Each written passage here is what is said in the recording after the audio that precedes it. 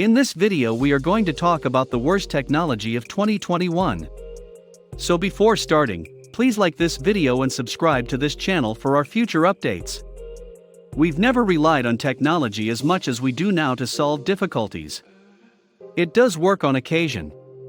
Vaccines against COVID-19 have reduced the number of deaths. We also have viral tests and treatments. This, however, is not the story of what worked in 2021. The MIT Technology Review publishes an annual list of examples of inventions gone awry. The innovations on this list range from the metaverse to Alzheimer's medications, and include the ones that didn't work, or worked too well, the eurekas we wish no one had ever had, and the creations created by the dark side of human ingenuity. Number 5. Biogen's Alzheimer's drug. The best medicine is one that is low-cost, safe, and effective. Consider putting a bone in a cast, filling a cavity, or giving a $2 polio vaccine to a child. The worst medicine for the year 2021 is the polar opposite. It's Aduhelm, an Alzheimer's drug that went on sale in June in the United States for around $56,400 per year, despite little evidence that it helps patients and a significant risk of serious brain swelling. Biogen's drug is an antibody that binds to plaques in the brain. In a large human trial, Aduhelm failed to show any tangible benefit to patients with the disease. Despite the agency's expert advisors' objections, the company and the U.S. Food and Drug Administration decided to move forward in June. Several people have resigned. Aaron Kesselheim, one of the participants, described the incident as probably the worst drug approval decision in recent U.S. history. Yes, new Alzheimer's treatments are required. However, this approval marked the start of a worrying trend of drug approvals based on a weaker type of evidence known as surrogate markers. The FDA concluded that there was a reasonable likelihood that Aduhelm would benefit patients because it causes a measurable reduction in brain plaques, a dementia marker. One issue with such speculation is that no one knows whether these plaques cause disease or are simply symptoms of it. The first new Alzheimer's medicine in 20 years, Aduhelm, is already a flop.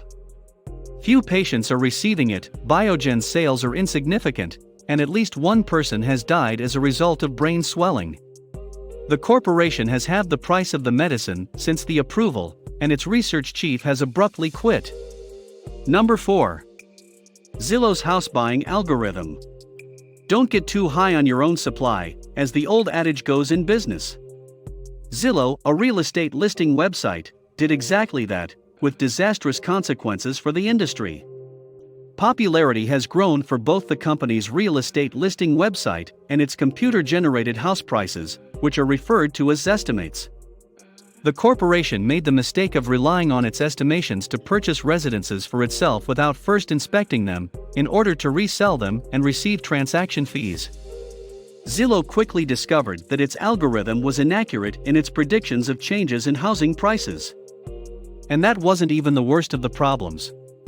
iBuyers, as they are referred to in the industry, were competing against Zillow and other digital bidders. Consequently, it did what any house hunter determined to strike a deal would do: it overpaid for the property. By this time last year, Zillow was listing hundreds of homes for less than the price at which it had purchased the property. According to the Wall Street Journal, the business shuttered its iBuying unit, Zillow Offers, and laid off 2,000 employees while taking a $500 million write-down in November, in what the newspaper called one of the sharpest recent American corporate retreats. When it comes to its core business of selling advertisements to real estate brokers, Zillow will stick to its guns. Its Zestimates are still available for viewing on the site. Number 3. Ransomware. Ransomware is harmful software that encrypts a company's computer files and holds them hostage until the ransom is paid. The criminals then demand payment in order to regain access. It's a thriving business, to be sure. According to cybersecurity company SonicWall, ransomware assaults reached a new high point in 2021, with more than 500 million incidents. When a ransomware organization known as DarkSide locked the data of Colonial Pipeline, which operates 5,500 miles of petroleum and fuel pipelines extending between Houston and New York, the situation gained widespread attention on May 7, 2021, and has since gained widespread attention. Despite the fact that the corporation swiftly paid more than $4 million in Bitcoin, the disruption caused temporary confusion at gas stations around the east coast of the United States. The gang attracted more attention than they had anticipated by assaulting crucial infrastructure. The FBI was able to track down and seize almost half of the Bitcoin ransom, and DarkSide later declared on its website that it was ceasing operations. However, as long as people continue to pay ransoms, the criminals will return. Number 2. Space tourism. Visitors to the Louvre in Paris are likely to have spotted the swarms of wealthy visitors waving their iPhones at the Mona Lisa, despite the fact that they are unable to see the painting in person. The painting, which is famous throughout the world, is no longer more than a wish list item. Take a selfie and go on to the next event to get there, but first you must complete the first.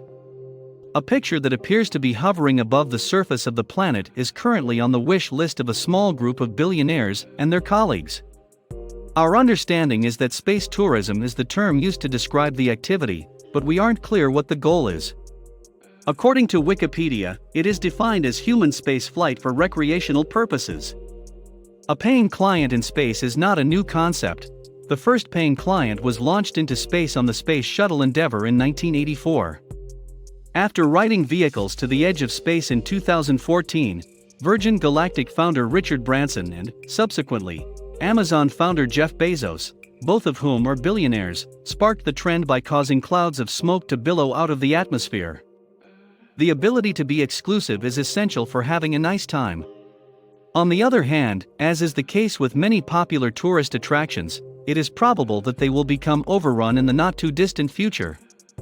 One of the goals of Amazon CEO Jeff Bezos' space company, Blue Origin, is the construction of an orbital reef, which would be a kind of office park orbiting the planet where individuals might rent space to shoot films.